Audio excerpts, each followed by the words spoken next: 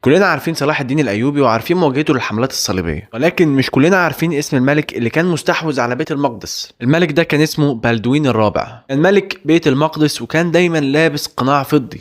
الناس اللي اتفرجت على مملكة السماء مدركة للجزء ده. الملك ده تصدى لصلاح الدين سنة 1177 برغم ان كان سنه وقتها 16 سنة، وبيكمل تصديه لحملات صلاح الدين الايوبي لحد ما بيموت وهو عنده 24 سنة. بيموت وهو كفيف وملامحه متدمرة وبدون انف، وكمان فاقد لاحدى يديه. قد تتخيل ان السبب في هذه الاصابات هو معاركه مع صلاح الدين الايوبي، ولكن في الحقيقة بلدوين الرابع كان مصاب بمرض كان بيخليه أطرافه تتساقط ووشه يتاكل، كان بيتحلل حرفيا، واللي كانت بدأت تظهر علاماته قبل ما بلدوين يتوج بالعرش. واللي بالمناسبة بلدوين أصلا توج بالعرش وهو عنده 13 سنة، ومن وقت ما تم تشخيصه بهذا المرض وهو مخبي نفسه قناع واللبس الواسع، لدرجة ان بلدوين ما اتجوزش عشان ما حدش يشوفه ومحدش يعرف ان الملك مريض واللي ممكن تتاخد حج عليه، وخصوصا ان في وقت حرب وبيت المقدس تعرض لحملات من صلاح الدين الايوبي. فيما بعد يدرك الناس ان بلدوين كان مريض بمرض اسمه الجذام، وده موضوع حلقتنا النهارده.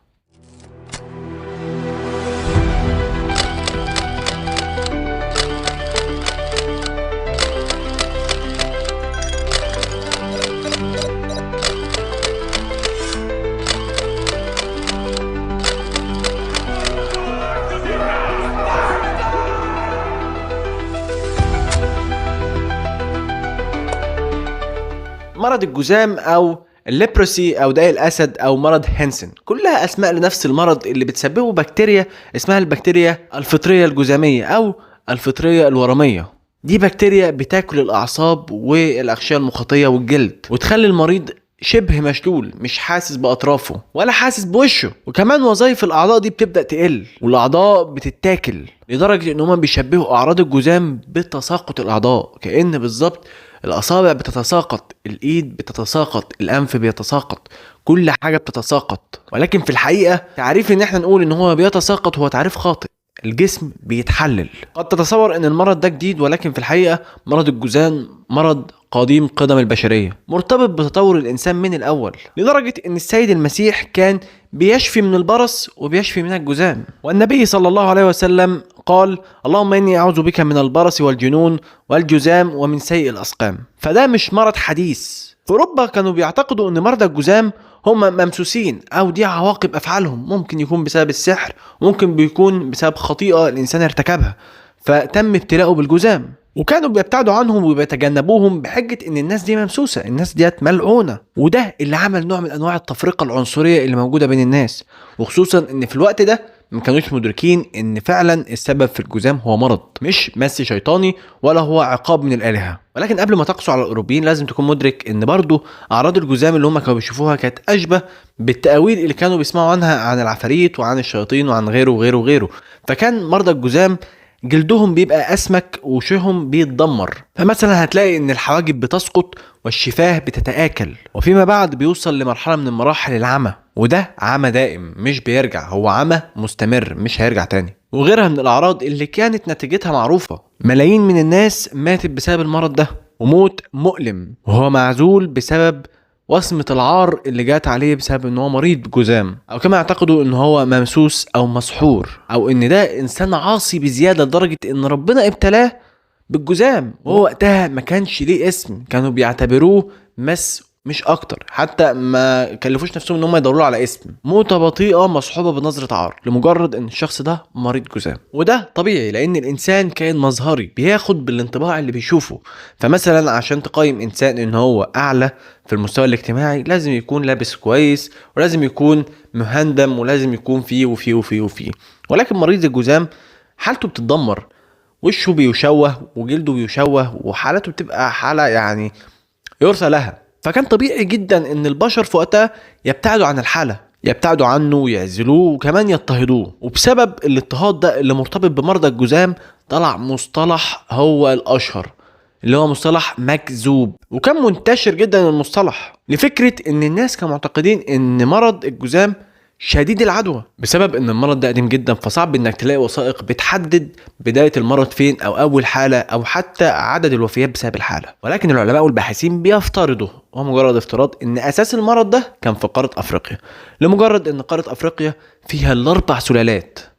المرض ليه 4 سلالات متوزعين على العالم. قارة افريقيا ليها نصيب الاسد 4 سلالات. وبالمناسبة في حالات مسجلة للجذام في مصر. في وقتنا الحالي في حالة اجتماعية اسمها ليبروسيستيجما، وديت معناها وصمة الجذام، وده باختصار مصطلح بيوصف النظرة الدونية اللي بيبصيها الناس السلام او المعافين لمرض الجذام. ومصابين المرض بيصفوا النظرة دي انها اسوأ عليهم من تساقط الاطراف ومن الام اجسادهم بسبب المرض. وكل ده بالرغم ان المرض ليه علاج، يعني في حالات في كل حتة في الدنيا، ولكن المرض ليه علاج اصلا، والعلاج ده مكتشف يعني قريب، وفي حملات بتساعد في انها تدي العلاج بالمجان علشان تساعد مرضى اكتر وعشان الناس دي تخف. الليبروسيستيجما اتزرعت جوه مرضى الليبروسي او مرضى الجذام من قرون. فعندك على سبيل المثال اليابان سنة 1909 أصدرت قرار بفصل المرضى وحجزهم في المستشفيات والمصحات. الهند اعتقدوا فكرة المرض الوراثي، فكان مريض الجذام يعتبر حكم على أهله كلهم بالنبذ، يعني كان بيتم نبذ المريض وأبنائه وكمان زوجته وكل ما يخص المريض، حتى لو المريض مات وأبنائه ما عندهمش المرض كان بيتم نبذهم بحجة ان المرض شيء وراثي. في امريكا عزلوا مرضى الجذام في جزيرة لوحدهم، وفي سنة 1865 تم تجريم مرض الجذام. انت متخيل ان تم تجريم مرض؟ يعني مجرد ان انت تصاب بالمرض ده خلاص انت حكمت على نفسك انك هتتسجن.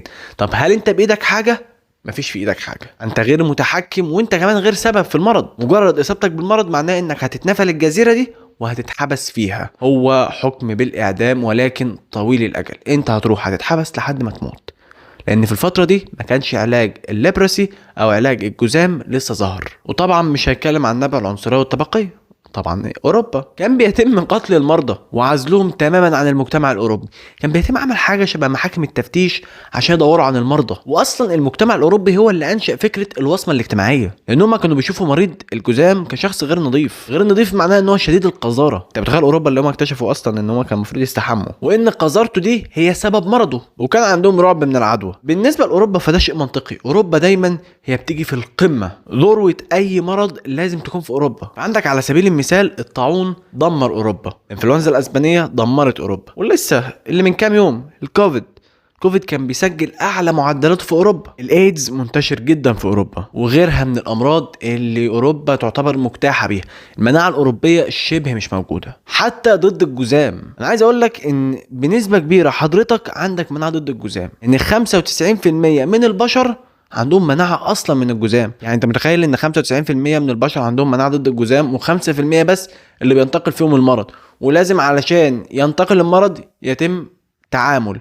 فطالما أنت ما تعاملتش معاه ونسبة إنك تلاقي 5%، الموضوع شبه صعب. ولكن دي أوروبا فدي عنصرية بس مش أكتر، هم بيعنصروا على بعض وخلاص. ولكن برغم إن إحنا اكتشفنا إن 95% من سكان العالم عندهم مناعة ضد المرض، إلا إن أمريكا حتى الآن ما بتديش الجنسيه لاي مريض جذام. ولو خد الاعجب انها بترفض هجرتهم، يعني لو في مريض جذام عايز يسافر لامريكا امريكا بترفض، برغم انها في 2010 سمحت عادي لمرضى الايدز اللي هو صباح الفل ده الاتش اي في ايدز، وده مرض فيروسي سهل جدا في انتشاره. ولكن ارجع اقول لك السبب الاساسي مش الانتشار، السبب الاساسي هو وصمه العار، مجرد قبول بالشكل والهيئه. مريض الايدز ما بيبانش عليه حاجه، على عكس مريض الجذام اللي بيبان تعبان جدا بصفات معينة. يعني مثلا وجه الأسد، هو بيسموه كده وجه الأسد، اللي هو بيكون فيه الحاجب واقع وممكن يكون وصل لمرحلة العمى، الشفاه مشوهة والوجه سميك، وعنده حاجة اسمها يد مخلبية، واليد المخلبية دي بتكون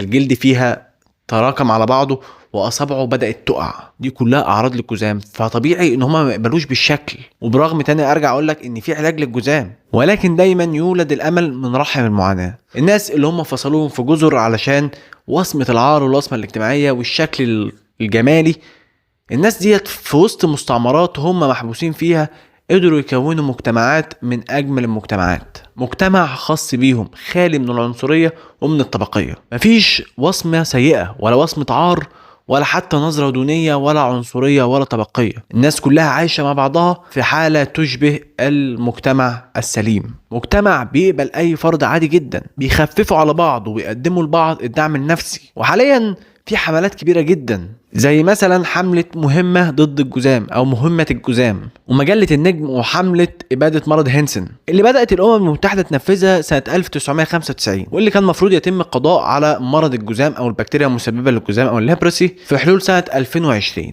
اللي فاتت. ولكن الفكرة كلها ان المرض صعب السيطرة عليه، لانه ممكن يقعد جوه جسم الانسان لمدة 20 سنة قبل ما يبدأ يبان على الانسان اعراض. بالمناسبة اغلب حالات الجذام ما بتموتش منه، انما بتموت من امراض تانية او بتموت من مضاعفات المرض زي مثلا الفشل الكلوي.